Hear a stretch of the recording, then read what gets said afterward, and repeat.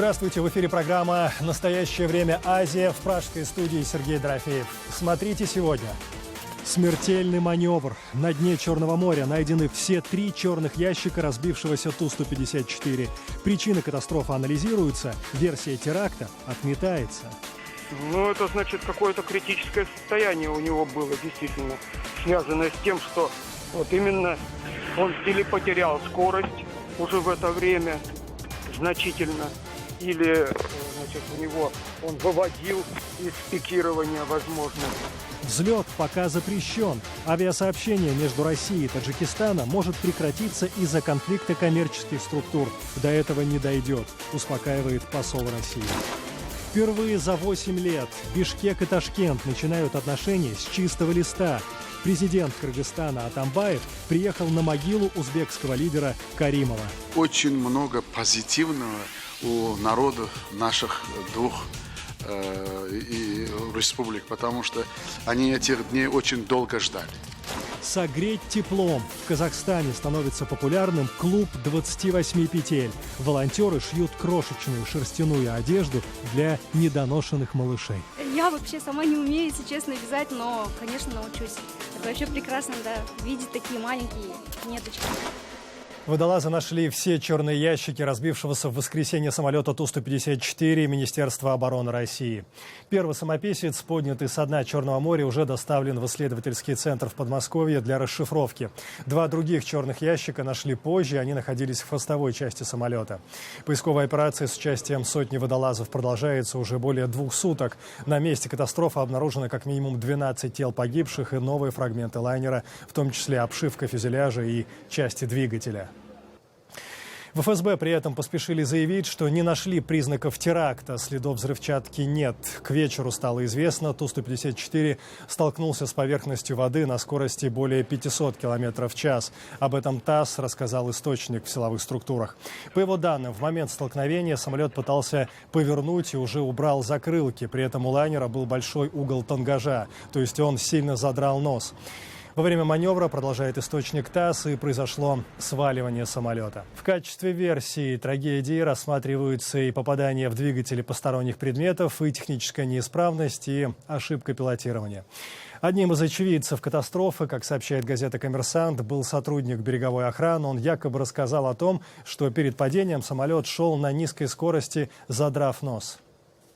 Ну, это значит, какое-то критическое состояние у него было, действительно, связанное с тем, что вот именно он или потерял скорость уже в это время значительно, или, значит, у него он выводил из пикирования, возможно, если малая высота и самолет падает, то летчик тянет на себя штурвал, дает обороты, но еще за это время все-таки не происходит такого интенсивного изменения углов атаки, и вывод, он как бы просаживается. И вполне естественно, что такое может произойти. Напомню, самолет Министерства обороны, летевший в Сирию из Сочи, где совершал дозаправку, потерпел крушение утром 25 декабря во время набора высоты. На борту находились 92 человека, в их числе артисты ансамбля имени Александрова, глава фонда «Справедливая помощь» Елизавета Глинка, доктор Лиза, журналисты и, как сообщается, военнослужащие. Кто именно, неизвестно. Все они погибли. На выяснение причин катастрофы потребуется как минимум несколько недель. Пока же приостановлены полеты самолетов Ту-154Б-2, которые используются в российских силовых структурах. Конфликт между авиавластями Таджикистана и России связан с интересами коммерческих структур. Об этом сегодня в Душанбе заявил посол России в Таджикистане Игорь Лякин-Фролов. По его словам, переговоры продолжаются, и вскоре разногласия будут успешно разрешены. Также посол подтвердил, Москва заинтересована в совместном с Душанбе использовании и, возможно, аренде военной авиабазы в таджикском поселке Айни, где с лета базируются 4 ударных вертолета Ми-24 и столько же военно-транспортных Ми-8. Тем временем власти Таджикистана подчеркивают, аэродром не будет сдаваться кому-либо в аренду, хотя выражают согласие на совместное с Россией использование стратегического объекта.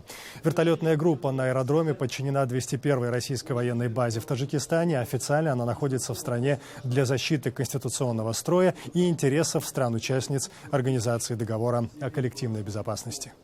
Интерес со стороны Российской Федерации был выражен, что мы заинтересованы в том, чтобы совместно или индивидуально использовать этот аэродром.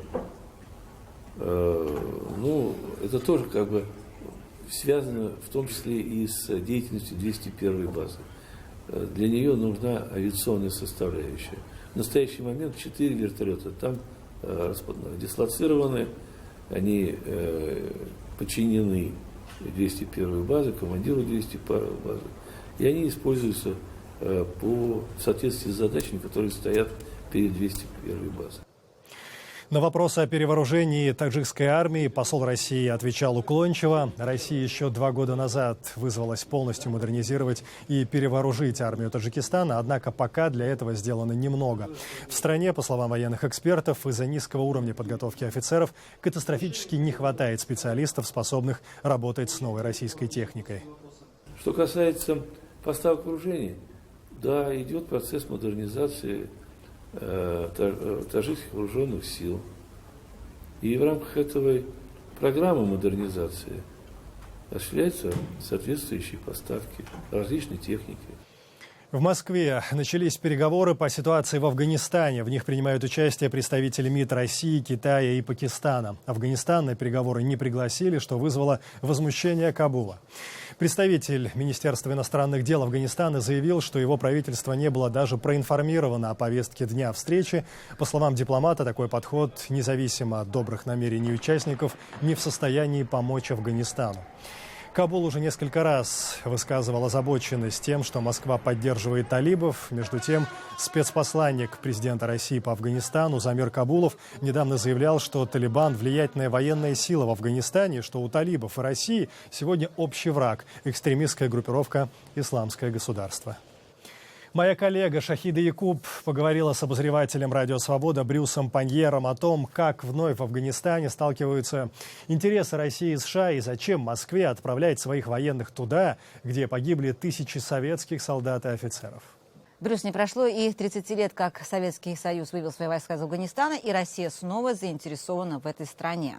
Переговоры, которые проходят в Москве, не предполагают участие афганского правительства. Зачем России снова ввязываться в Афганистан? Ну, они знают, что иностранные войска покидают Афганистан скоро, и поэтому будет проблема СНГская, потому что, конечно, Афганистан ограничит Среднюю Азию, и там это южная граница СНГ, и поэтому России сейчас нужно опять интересоваться в проблеме Афганистана.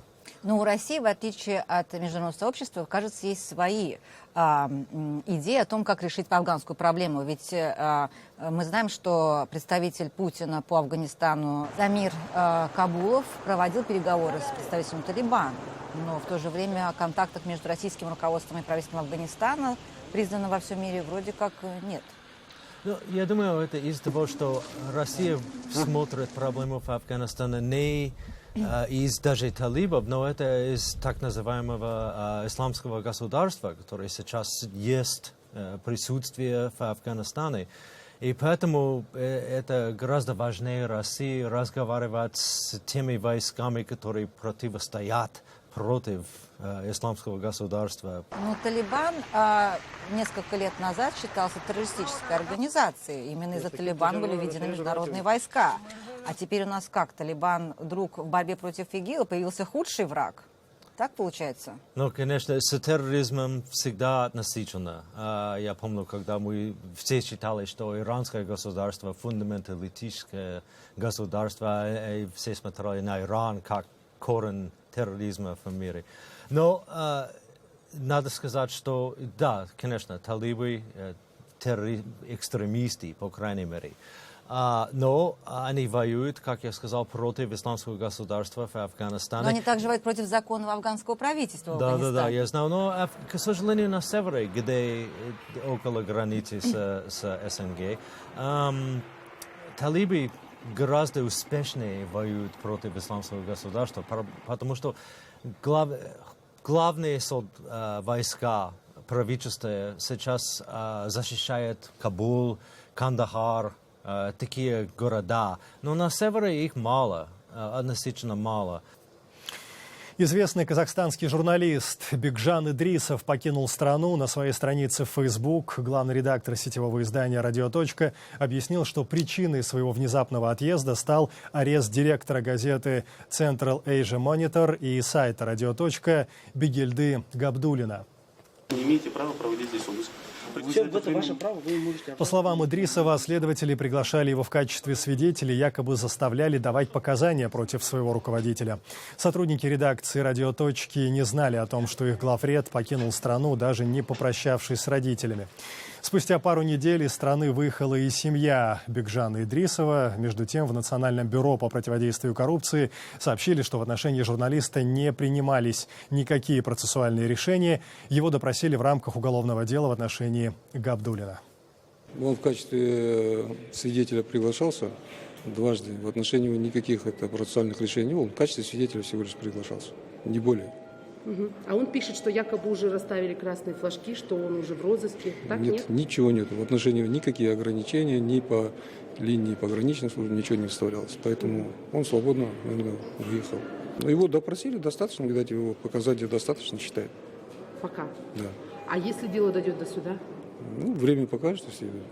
Наверное, если надо будет, у нас же возможности сейчас технически большие, могут и там, где он будет, оттуда могут видеосвязь через ВКС, возможно, такое попросить его.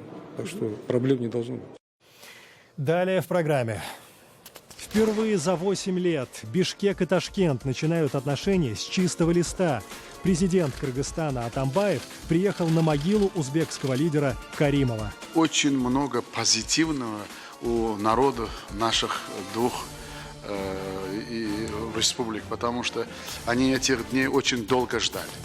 Согреть теплом. В Казахстане становится популярным клуб 28 петель. Волонтеры шьют крошечную шерстяную одежду для недоношенных малышей. Я вообще сама не умею, если честно, вязать, но, конечно, научусь. Это вообще прекрасно, да, видеть такие маленькие ниточки. Впервые за последние 8 лет состоялся рабочий визит президента Кыргызстана Алмазбека Атамбаева в Узбекистан. Пока его главой был Ислам Каримов, стороны имели довольно натянутые отношения. В официальной хронике даже сохранились записи словесных перепалок двух президентов. И вот теперь в контактах двух соседей наметились серьезные изменения. О поездке кыргызского лидера в Самарканд моя коллега Жибек Бегалиева.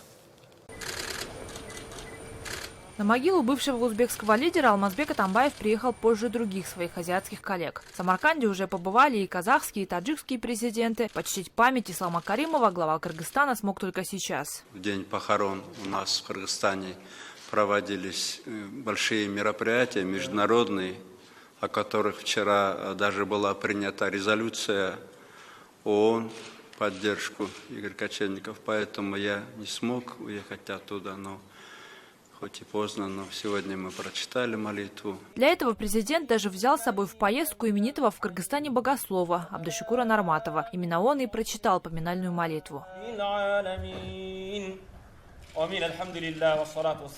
Пока главой государства в Узбекистане был Ислам Каримов, Алмазбек Атамбаев не совершил в соседнюю республику ни одного официального визита. Все кардинально изменилось после того, как к власти пришел Шавкат Мирзиёев. За эти 3 месяца очень много при вашей поддержке. Вот наши люди были в Оши, ваши люди у нас были в Андижане. Очень много позитивного у народа наших двух республик, потому что они этих дней очень долго ждали. Для нового узбекского лидера это первый гость, которого Мирзиёев встречает в качестве президента. Перезагрузка отношений двух стран, по мнению Алмазбека Атамбаева, начнется именно сейчас. Я благодарен Богу, что вы стали президентом Узбекистана, потому что, конечно, у каждого времени свой лидер. Мне кажется, вы тот лидер, которого ждал Узбекистан, народ Узбекистана. Теперь надо делать большой упор на экономику. Впрочем, и сейчас Узбекистан в этом ушел далеко вперед северного соседа. Своему коллеге Шавкат Мирзиёев показал огромный автомобилестроительный завод. Аналог его когда-то хотели, но так и не построили в Кыргызстане.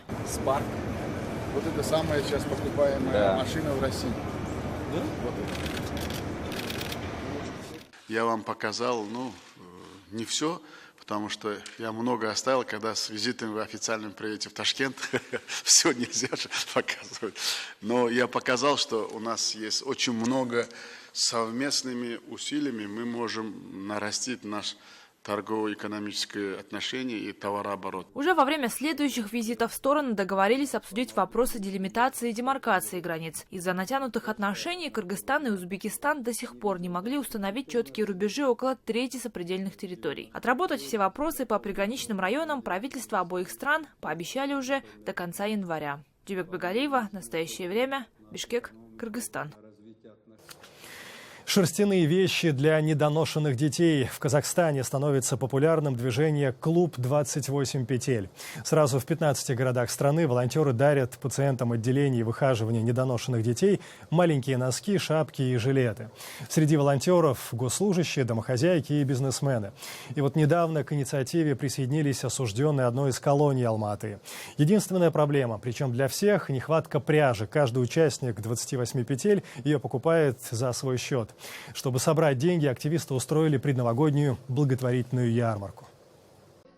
28 петель. Ровно столько нужно набрать на спицы, чтобы начать вязать носочки для младенца весом не более 1 килограмма. Движение по вязанию шерстяной одежды для недоношенных детей стало популярным в Казахстане. Все началось с инициативы фотокорреспондента известного сетевого издания Карлы Нур. После посещения отделения выхаживания новорожденных она решила организовать клуб, который так и назвала «28 петель». Видела в кувезе синий носочек. Спросила, почему в такой стерильной зоне находится носочек. Врачи сказали, что они на свои деньги покупают пряжу и заказывают у бабушек вещи шерстяные, одевают недоношенных детей, рожденных раньше срока. Вот, но у меня сразу гражданская позиция, что врачи должны лечить, а мы должны, то есть обычные люди должны помогать. За пару лет движение приобрело небывалую популярность. Теперь клуб 28 петель представлен в 15 городах Казахстана, а также в Кыргызстане, Украине и Объединенных Арабских Эмиратах. К числу волонтеров даже подключились осужденные, отбывающие срок в исправительном учреждении Алматы. Для мамы стресс большой, когда роды начинаются внезапные. Мама растерянная, руки трясутся, ничего не может собрать. Муж тоже в растерянности, поэтому хорошо, чтобы в роддоме были такие комплекты. Новичок клуба Индира Сагиева сама пережила подобную ситуацию. 5 лет назад у нее родился недоношенный сын. Он вырос, и теперь женщина помогает в работе клуба. Я вообще сама не умею, если честно, вязать, но, конечно, научусь. Это вообще прекрасно, да, видеть такие маленькие ниточки. В то время не было, мы покупали, они были большие, да, прям до пояса ему доходило. А вот маленькие... Это вообще прекрасно. Медики говорят, шерстяная одежда помогает недоношенному ребенку правильно регулировать температуру тела. Шерсть сама по себе она держит тепло, потом она обладает таким местно раздражающим действием на кожу, то есть улучшает кровообращение. И по мере того, как ребенок растет, его центр терморегуляции созревает, ребенок учится, как мы говорим, держать температуру, и со временем все эти проблемы его пройдут.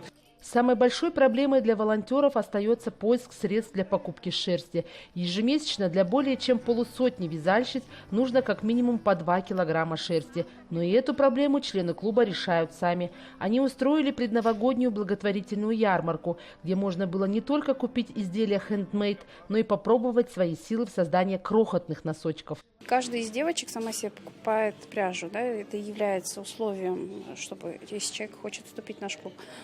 Вот, спонсоры тоже помогают, они есть, но этого недостаточно. Связанные в рамках благотворительной акции изделия волонтеры передали в дар в отделение патологии новорожденных перинатального центра Астаны. Женщина, когда она родила недоношенного ребенка, она в стрессе находится, потому что очень многие, кто попадает к нам, они вообще первый раз сталкиваются, видят, что есть такие дети. Для них это очень большой стресс, что родился такой ребенок. Заниматься вязанием в отделении у них просто нет времени, потому что их режим очень сложный, мама. Они каждые 3 часа приходят к своим детям. Некоторые у них часами сидят около своих детей, сами они ухаживают за ними. И поэтому, когда вот приходят и к нам так и приносят такие вещи, конечно, это очень большая помощь, потому что мы их взять нигде не можем. Символом выхаживания недоношенных младенцев стал шерстяной осьминог. Его дают новорожденному в ручки, чтобы он не хватал и не срывал с себя трубки, присоединенные к аппарату. И уже во многих казахстанских семьях такие осьминожки, связанные активистами клуба «28 петель», хранятся как символ продолжения жизни. Айнур Коскин, Ганизат Успанов. Настоящее время. В Алма-Ате после реставрации открылся музей истории города. Он переехал в новое здание, что позволило значительно расширить экспозицию. О том, как могут сочетаться экспонаты бронзового века и вещи, рассказывающие о главе Казахстана, в репортаже Дмитрия Белякова. Диорама-макет. Здесь вот представлены жилища в эпоху бронзы, как они выглядели. Также перед вами реконструкция, женщины в одежде эпохи бронзы. Переезд музея истории Алма-Аты готовился больше года. Открывались запасники, подбирались экспонаты, формировались музейные залы по тематике. В итоге вниманию посетителей представлены 11 залов от бронзового века до современности. Мы должны показать вот историю Алма-Аты. Они должны любить этот город. Не только ученики, студенты есть у нас, разные социальные группы, взрослые население, да, приезжие, допустим, иностранцы. Мы сейчас готовим на каждый слой населения свою программу, и чтобы когда они приходили, они свое находили каждый. Первые залы экспозиции привлекают внимание реконструкциями на основе раскопок древних городищ Алматы и Талгара. Посетитель может ознакомиться с особенностями быта средневекового жителя. Улицы средневековых городов были выстелены булыжником, камнями, и под ними находились вот такие вот водопровод, скажем так. Он из чего? Он из керамики. Отдельное место в музее занимают серебряные монеты, найденные в верхней части Алма-Аты. Это одно из основных доказательств археологов. Еще в 13 веке на этом месте существовал город с названием Алмату или Алматы. В 2016 году Алма-Ата отмечает свое тысячелетие. Эта дата внесена в календарь ЮНЕСКО, и переезд музея города как раз и был приурочен к празднованию. На ней на древнем чагатайском языке написано «Балат Алмату», то есть чеканились в Алмате, и год 864. То есть если это переводить на современное летоисчисление, то это 1287-1288 год. Следующие залы музея посвящены советскому периоду Алма-Аты. Здесь хранятся личные вещи почетных жителей города Верный. Отражен перенос столицы из Кызылорды, строительство Туркестано-Сибирской железной магистрали. Тут же стенд, напоминающий о том, что в годы войны Алма-Ата была кинематографической столицей Союза. Ну и, конечно же, Алма-Ата – это горы. Отдельная экспозиция посвящена вершинам и пикам Заилийского Алатау, а также их покорителям, альпинистам, среди которых некоторые выделены особо. Президентом множество покоренных вершин. Одна из них пик Комсомола, на который он забрался в 1995 году, поднявшись на 4376 метров. С 1998 года этот пик был переименован как пик Нур-Султан. Президенту и правящей партии посвящен отдельный зал современной истории Алма-Аты. С помощью информационных киосков любой желающий может ознакомиться с биографией главы государства, доктриной партии Нур-Отан или вспомнить важные решения, принятые в Алма-Ате.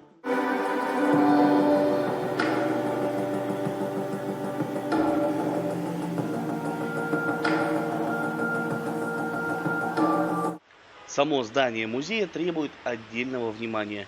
Этот памятник архитектуры построен Полем Гурде, как Вернинский детский приют в 1892 году.